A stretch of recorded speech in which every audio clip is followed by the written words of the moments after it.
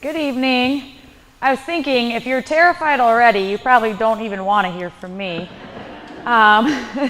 Because I'm sitting here taking note. I've known a lot of the presenters for years. Everything is valuable, and we're all pressed for time, right? There's so much to know as a parent, and it is ever changing. I'm here to talk about substance abuse and all the drugs that are out there, and you guys are here to listen from the perspective of being a parent. But the bigger picture, the bigger takeaway is this is a community problem. This is a community concern. So do yourself a favor. I mean, give yourself, first of all, a pat on the back for being here. Because most people think that they know drugs. You're going to see real quickly, I mean, I'm giving you, a 20-minute overview of a 2-hour class. You're going to see really quickly the world of drugs has completely changed. And when I say give yourself a pat on the back, this is step one of many. You've got to stay educated. You've got to stay informed. I'm going to try to give you some resources tonight so that you can continue to do your homework. You know, the kids shouldn't just have homework. You've got to take your part too. And bigger than learning, share, take action. I tell people all the time, I've been doing this for 15 years. You can sit and listen all night long, all day long. But if you don't partake, take action, talk to other people, what are you doing? You know, you're not helping. I can tell you right now, we're heading in the wrong direction in this world when it comes to drugs. Before I even share my slides, we have more people dying from drug abuse in this country than we do car crashes. And that has been a constant concern since 2008. It's been on the rise. Please don't think that this is a kid problem. I work for an adult detox and treatment center. We have no shortage of drug addicts. I've watched us grow from 2 programs to 32 in the state of Arizona in 15 years. People are using drugs. It starts early, it lapses over into adulthood. So again, take note, take pictures. I'm happy to, you guys have all these presentations on the bracelet tonight. I keep forgetting about that. What I want to share about that is, yay, take it home, use it, share it. Plug it into somebody else's computer, pass the word. Don't just digest this on your own. You guys set a huge example for our kids. Take note of the fact that teen behavior is strongly associated with parent behavior. Parents who expect their kids to use drugs are going to get that. And let me clarify, because if I read that in common sense terms, you're like, of course not. Do you know how many times in my career I've heard people say, well, it's only a little marijuana? At least it's just a little. I see the head shaking. Well, it's alcohol. They're going to do it anyway.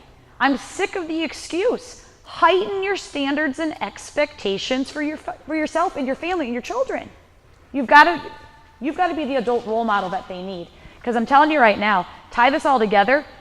Kids aren't necessarily they're being pressured, but they're pretty intelligent. They have access to so much information that the number one reason a lot of the times kids get into drugs is because they're bored.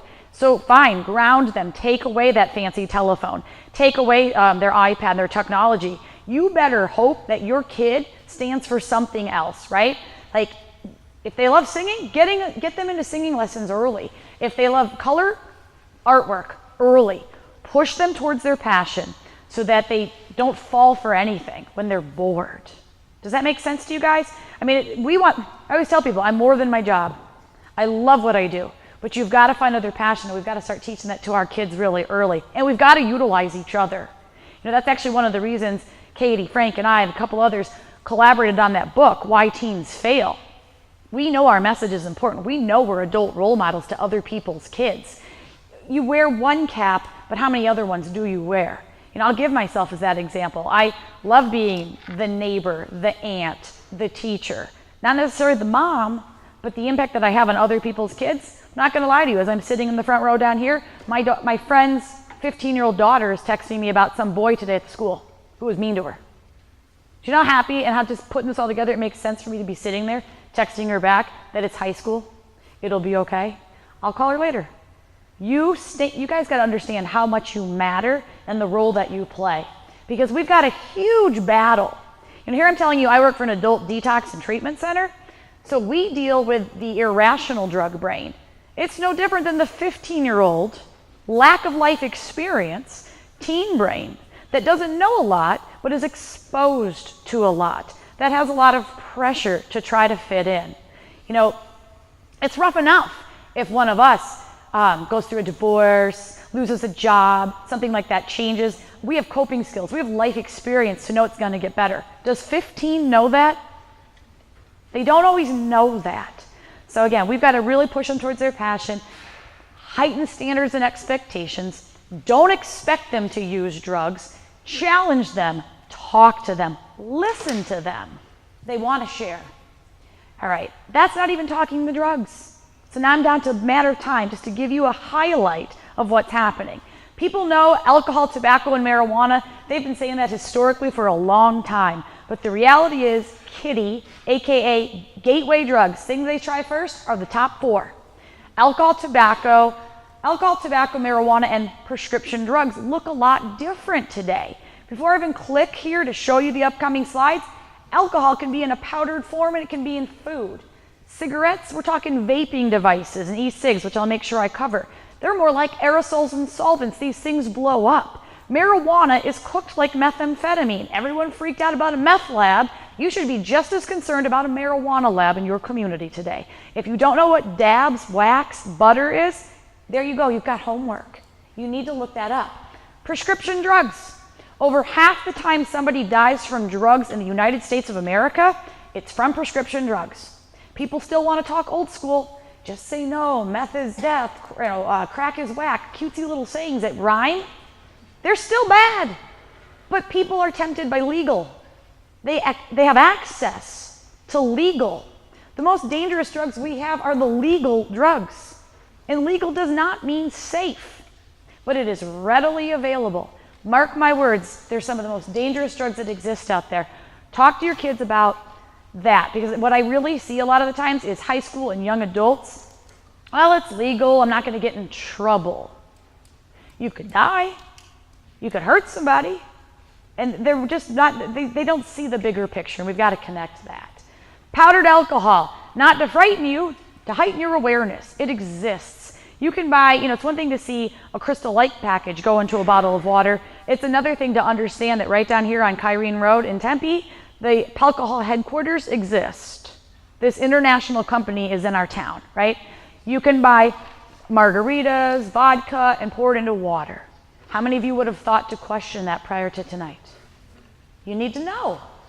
E-cigs, battery-operated devices that turn nicotine or other chemicals into a vapor. How long did it take us to learn that smoking was bad? A few decades before we put it all together. Vaping's new, vaping's trendy. We don't know a lot about it. But here's the thing I will tell you. It's a battery-operated device that operates with a lithium battery that's just like the hoverboards that are exploding and blowing up. Yet this device you put in your mouth, and it could potentially blow up. Other chemicals. Let's talk about the one you originally used, upper right-hand corner, liquid nicotine. You're taking this liquid nicotine and you're putting it into your e-cigs, your vaping pens, your vaping cigars. I'll show you another one here in a moment. But you could have a mistake just with user error. If you put too much and it seeps out the side and then you put your mouth on that and swallow, one pure drop of liquid nicotine is enough to cause an overdose in a 180-pound adult. Imagine what it does to a 12-year-old, a 17-year-old. Imagine what that little liquid nicotine that you left in your purse or your bag or your pant pocket, and then you went home and dropped it, and along comes the toddler or family pet and puts it in their mouth. We're talking fatality. Over 50% of the poisonings that American Association of Poison Control Centers receives, over 50% of the calls from liquid nicotine is in children under the age of 6. These children are indirectly being affected and poisoned by this stuff. What does that look like? Does it look like an e-cig? What's it look like? How many of you, raise your hand, have heard the term juuling? Juuling, anybody? Because you probably heard about it from your 8th or 9th grader. 8th grade and 9th grade kids are talking about not just vaping, but juuling. You didn't all shout out the answer, but that looks like a USB drive if you ask me, right? That is the newest form of a vaping device. So what you've got is your starter pack, the longer version that looks like the USB.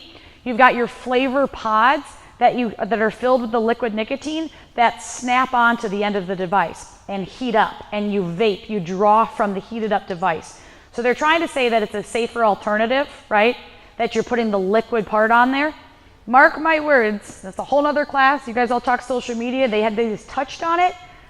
We know how to maneuver through the internet, right? But then we've got our deep web and our dark web. where you can contract a killer and do drug deals. It exists, it's why it happens. You better believe in the deep and the dark web, they also sell these flavor pods with liquid PCP, liquid heroin, any liquid drug you'd like to buy.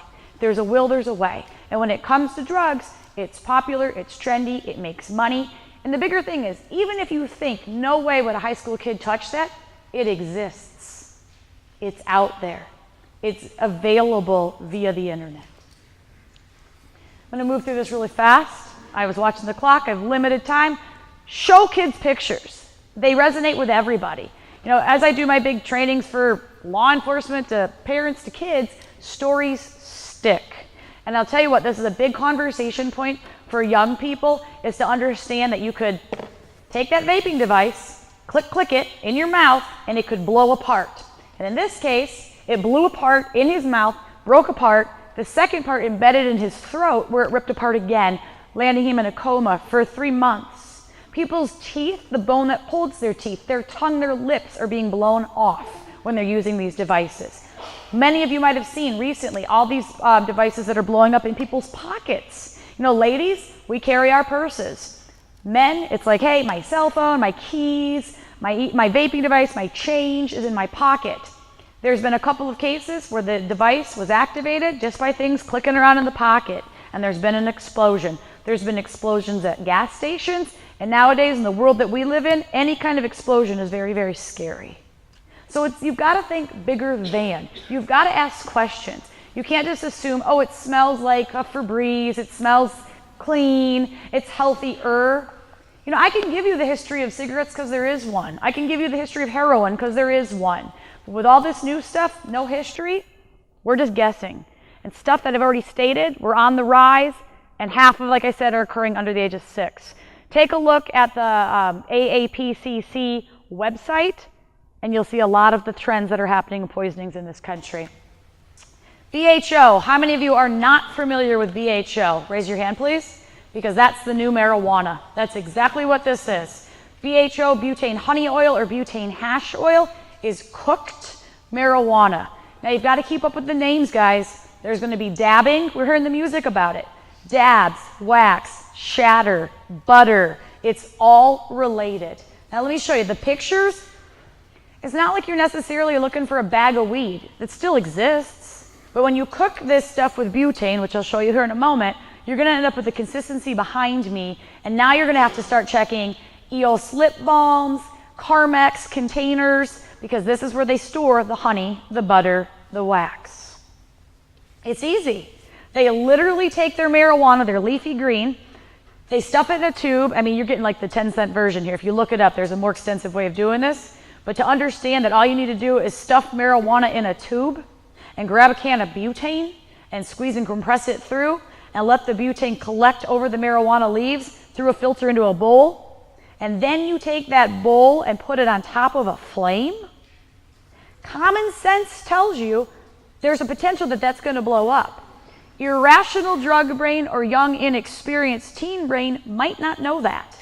It could be a matter of moving a cell phone. It could be a matter of shuffling around a room, a door opening. Any flow of oxygen can cause that to blow up. And it really depends on how much product you have, what it's going to result in. If you think I'm training and teaching you this, you got to understand with all of the different forms of internet, all you've got to do is Google. And you might come up with dailydabs420.com, 5 easy steps for manufacturing. 5 easy steps. Now let's go full circle already. You come from the family where you were told it's just a little marijuana. At least it's only. You tell me, do you think the general public, including yourselves, knows this when they say it's just a little marijuana? You hear the number 420. You should know that that's associated with marijuana use. 420 chemicals, 420, April 20th, 420 in the afternoon, smoke time. That's actually evolved and changed to 710 because now you're cooking it and you've got oil-based, you've got a concentrate, you've got more chemicals involved. You can quickly see how this is like methamphetamine in the production, but you can see the outcomes are also like methamphetamine. Look at the explosions. Look at all of those butane cans. Look at the hashtag dab. We're talking about things like Instagram and all our hashtagging. Hashtag oil, dab.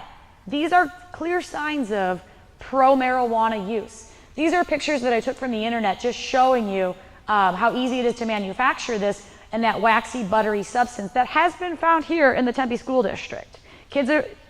School resource officers to patrol will tell you this is one of the biggest problems they have on the campuses today. The thing about marijuana is there's so many different forms nowadays. And I know we get super, super confused, especially when we try to throw the word medicinal in front of it, which I don't understand, because if we had to throw the word medicinal in front of like, hey, medicinal Advil, medicinal, we've not had to sell ourselves on the idea that it's medicine. You've got drinks, food. Let's talk about this really, really quickly because I've only got a few minutes here. Talked about the excuses. Take a quick visual, guys. Let me say, it kind of sounds silly to say it, but a reminder, you live in 2016, right? But everybody wants to talk to me about then. Low grade marijuana. You can see why no one cared when it was 2 to 3% THC, the psychoactive ingredient found in marijuana in the leafy green. Today, you're seeing upwards of 15, 20 to 30% THC, psychoactive ingredient in the leafy green, right? Take your eyes to the bottom of the screen where you see the numbers 90. If you start cooking this with butane, you've got nearly 90% THC. So not only is it dangerous in production of what it might do, it's causing psychotic breaks.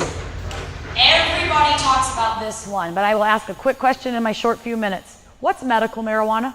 Does anyone have a one-word answer that's appropriate? Anybody? Here's the answer. CBD. Let me go back to this. THC is your high.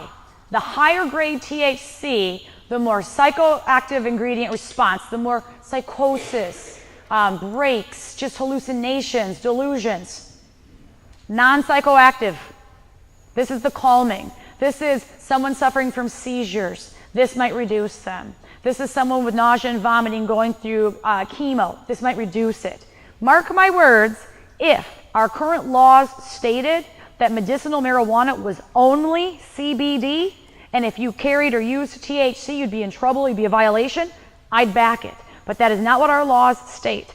Our laws allow for every single chemical found in marijuana. You look at this chart, this doesn't lie. The bottom where it says there's been no increase in CBD over decades, well, you can't get high from it. So there's no reason to increase the potency and the high off that. You look at THC, look at the trend. It's on the rise. Marijuana doesn't look like smoking a joint. People are eating candies and cookies and drinking it.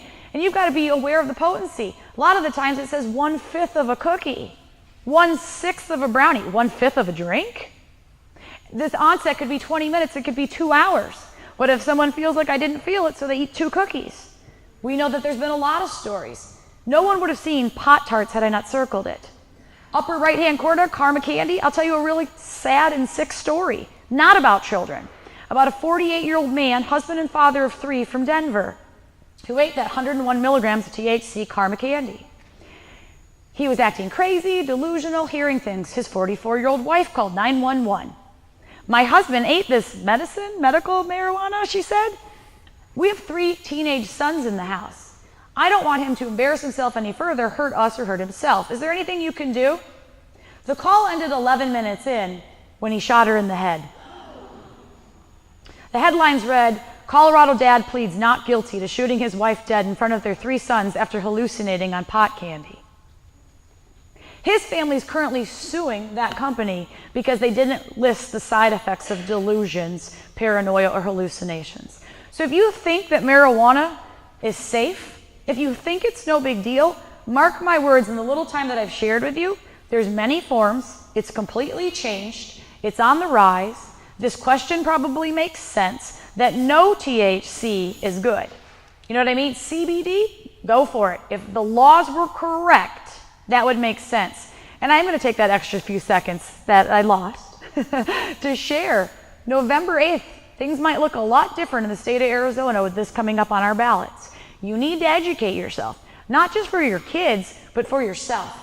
Okay, I'm going to have like 2 minutes left here just to tell you that if you wanted to compare as an Arizonan how to keep your community safe, you'd probably look at other states where this has been allowed.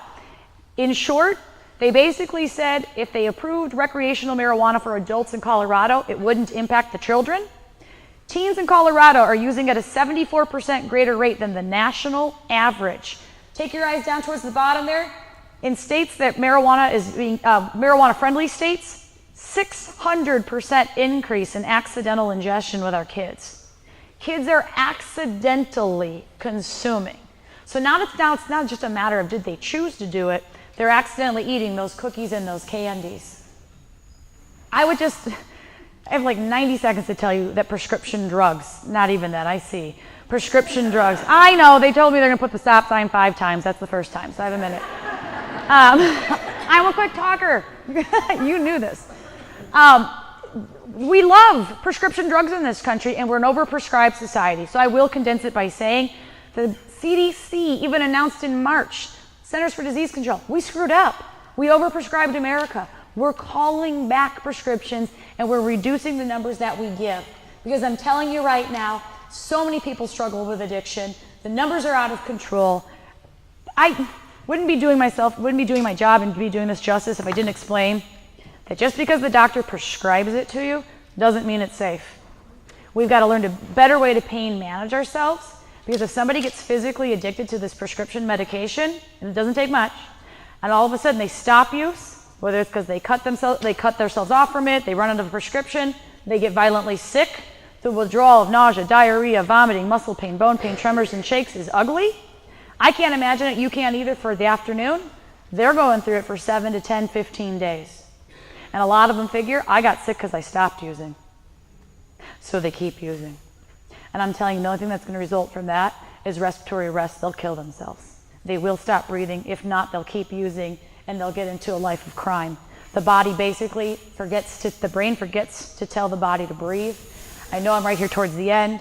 The last few things I would just say is it makes sense why people progress to heroin. It's a fraction of the price. If they're physically addicted and going through all that sickness, they get into heroin. It's more potent than they've ever been. It's the more potent than we've ever seen. You've got a good shot at killing yourself or dying the first time you touch it. And like I said, people are avoiding the sickness. Because of time, just look. It's exactly what I stated. In 2014, we had over 47,000 people die in this country from drugs, from drug overdoses, let me clarify. This is not suicides and car crashes, that's 90,000. You need to do your homework, guys. Be educated, be prepared to talk to your kids, not just what the survey says this week, every day, every week, make time, do family dinners, ask open questions, talk to your kids. When it comes to prescription drugs, lock this stuff up. Utilize resources that are free to you. This little family toolkit, take a picture, write it down, go look on your bracelet, gives you conversation starters to have at home, activities you can do as a family, because we need to be involved. You can't rely on the schools to raise your kids. Talk to them, monitor your prescription meds. You probably understand in the moments that I had, you have to lock this stuff up because it's not just a teen problem. Like I said, I work for an adult treatment center and people are accessing prescription pills all the time. And finally, the last thing I really will say is I don't want to walk out here with, oh my gosh, I ruined your night, probably too late. The opposite of addiction is connection. We all crave love, bonds, connections.